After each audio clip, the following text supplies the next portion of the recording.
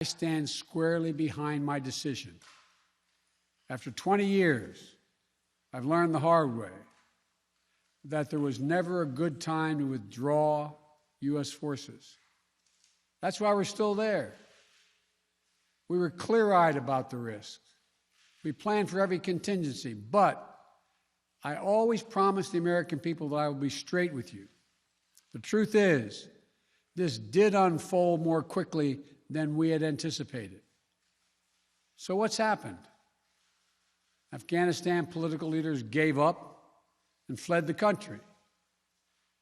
The Afghan military collapsed, sometime without trying to fight.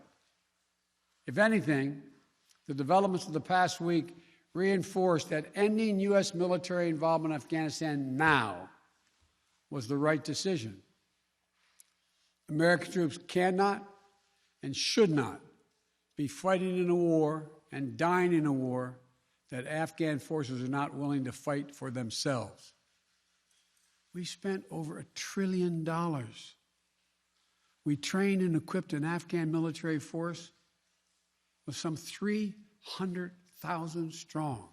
So I'm left again to ask of those who argue that we should stay, how many more generations of America's daughters and sons would you have me send to fight Afghanistan's civil war when Afghan troops will not?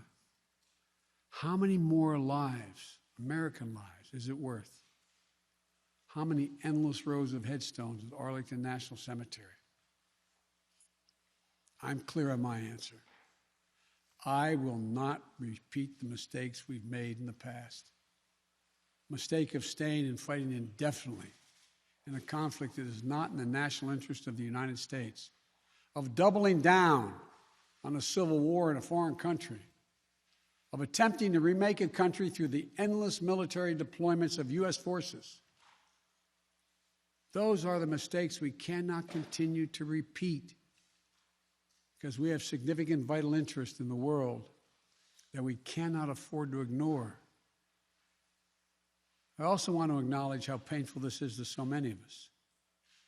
The scenes we're seeing in Afghanistan, they're gut-wrenching, particularly for our veterans, our diplomats, humanitarian workers, for anyone who has spent time on the ground working to support the Afghan people, for those who have lost loved ones in Afghanistan, and for Americans who have fought and served in the country, serve our country in Afghanistan. This is deeply, deeply personal.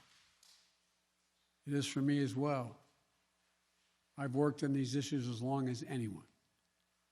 I've been throughout Afghanistan during this war, while the war was going on, from Kabul to Kandahar to the Kunar Valley. I've traveled there on 4 different occasions. I've met with the people. I've spoken to the leaders. I spent time with our troops, and I came to understand firsthand what was and was not possible in Afghanistan. So now we're focused on what is possible. We will continue to support the Afghan people.